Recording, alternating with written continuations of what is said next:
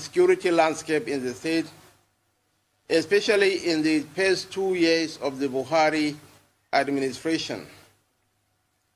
But since then, the security situation in the state has been deteriorating, and it's high time that the federal authorities should fine-tune the security architecture not only in the northeast region but across the whole federation for us to have an enduring peace in the fatherland. But we are not doubting the president's commitment. We are not doubting his passion.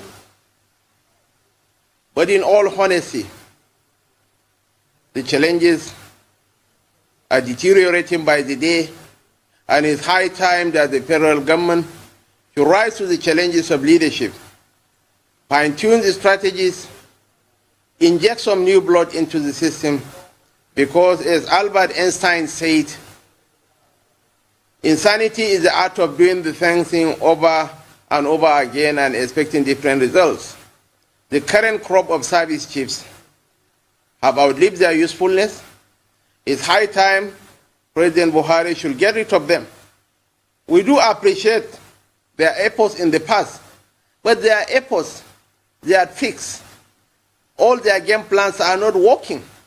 And it's high time when we should fine-tune the strategies, reinject some new blood, and there has to be synergy within the different arms of the security forces.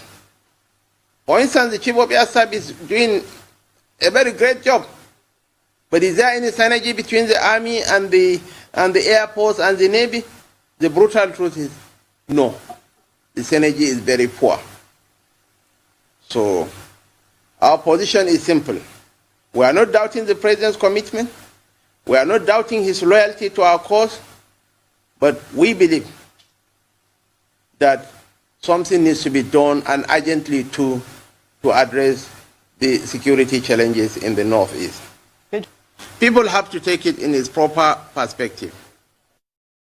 The governor is the leader of the state, and he has to take a whole gamut of factors into consideration before taking an informed decision. He has an option of dancing to the tune of the social media pundits. He can roast the maelstrom and pour invectives and insult the federal government, insult the person of Muhammadu Buhari, but where that will lead him to, only God knows.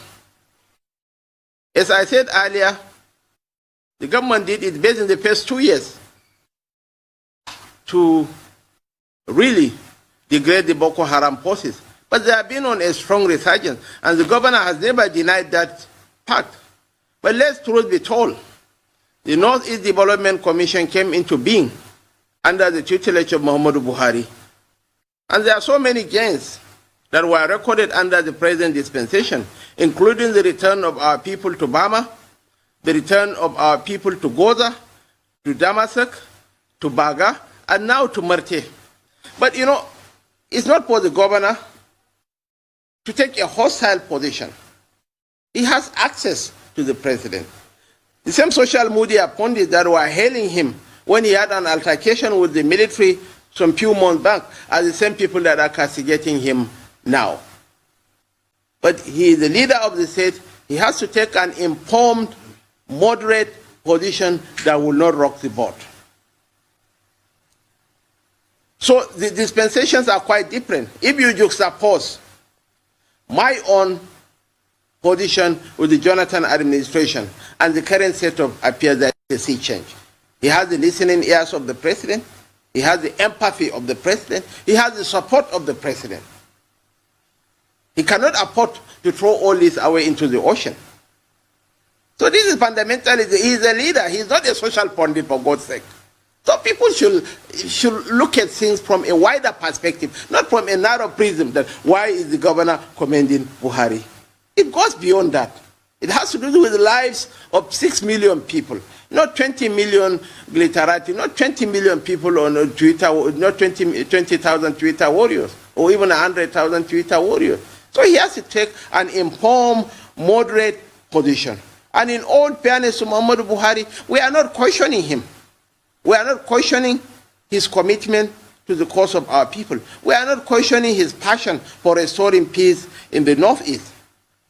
We respect him, we cherish him, we love him, but we don't deify him because deification is God. Buhari is not God. If there are things that need to be corrected, we are going to point it out to him clearly, unequivocally, unambiguously, but without playing to the gallery. That is the position of my governor. We witnessed a sea change in our security fortunes in the past 2 years of the Buhari administration. Things are backsliding into the former state of affairs, and I moved a motion in the Senate advocating for far-reaching changes. But the governor took a holistic perspective of the whole issues because the security challenges need to be addressed from an economic front, from a military angle, as well as from a social perspective. And this is why he said, yes, the government has done its best, but a lot still needs to be done. With the fact that they have given their best, but their best is no longer enough. Shehu Usman Aliyu Shagari, the much demonized and hated and vilified Shehu Aliyu Shagari, had 3 service chiefs in his 4 years of stewardship. He started with Alania Kirinade, he subsequently had Gibson Jallo, and before his end of tenure, he had Mohamed Inua Wushishi. Obasanjo, in his second coming, started with Victor Malu. He had Alex Ebomudia, subsequently Martin Luther Agwai, before he finally had Owoye Andrew Azazi as the Chief of Army Staff.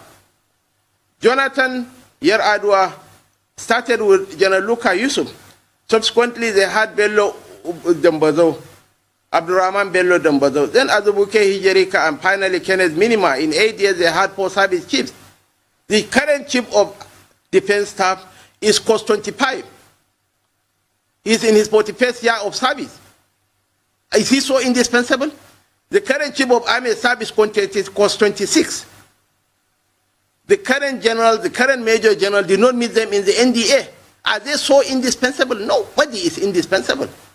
And the definition of insanity, according to Albert Einstein, is doing the same thing over and over again and expecting different results. So we believe that morale is high. There is the need for reinjection of people with new ideas, with fresher perspectives to come and address the issue.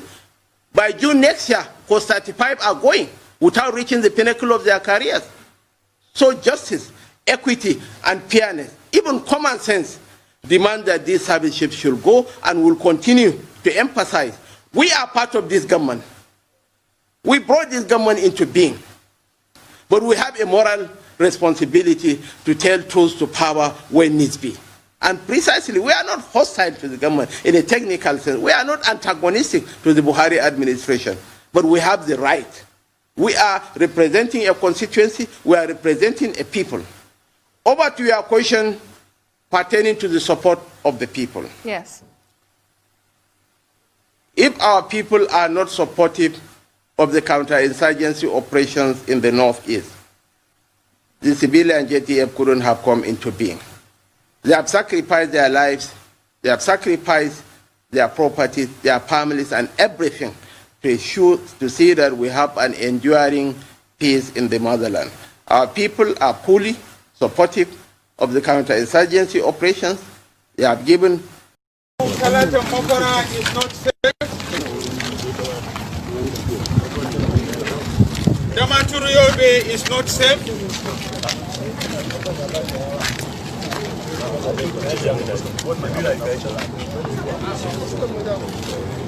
We are therefore making our position very clear.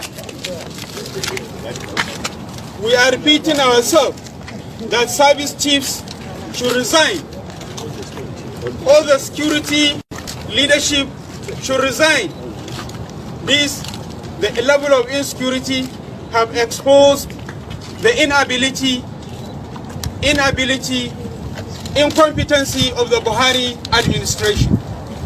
We condemn the government attitude.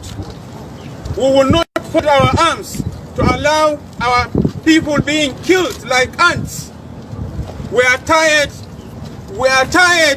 we are speaking on behalf of voiceless. And it is no longer going to be accepted. It is no longer going to be accepted. We will not accept it. Let's move. Bring back our voice. Bring back our voice. Bring back our voice. Bring back our voice. Bring back our voice. Bring back our voice.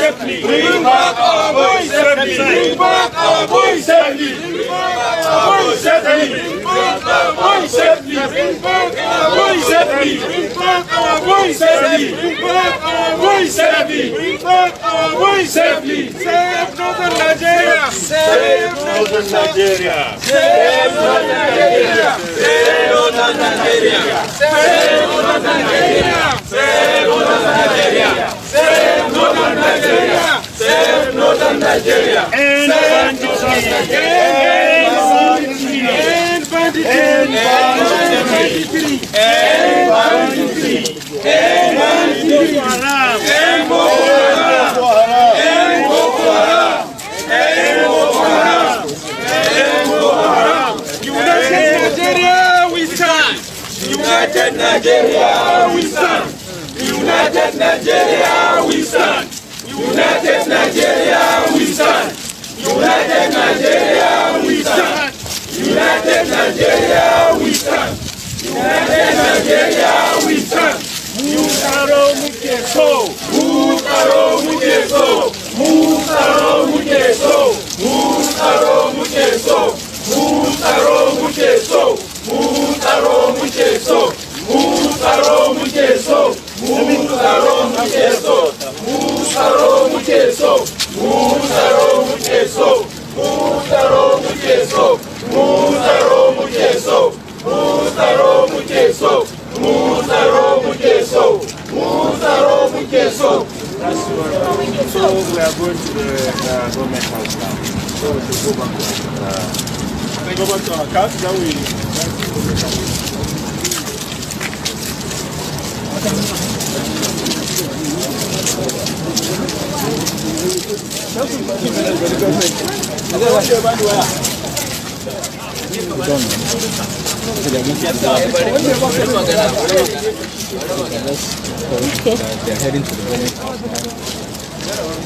So the group is headed to the government house now to deliver their letter. It appears the demonstration is over, and it is now time to deliver the letter. Let's just have a word. I'll take care. No problem. Okay, so who's going to speak? What time? We have different slots. So we have 3 slots. We have for 12, we have for 4, we have for 11, 9 p.m. to 11. So we need 3 representatives. I'd like to get your number. Let's take the other one from this Excuse me. Sorry, sir. Please, can you just tell our viewers what the next step is? The demonstration is over, so what's the next thing? The next step is we are continuing with our protest from today. We started it today. It is going to be all over northern states. All our coordinators will start their own in their respective states, and we'll keep on putting pressure on the president to make sure these people, these young people, are back into their families. So that is our position.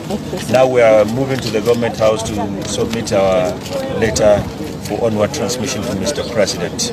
Thank you. Thank you.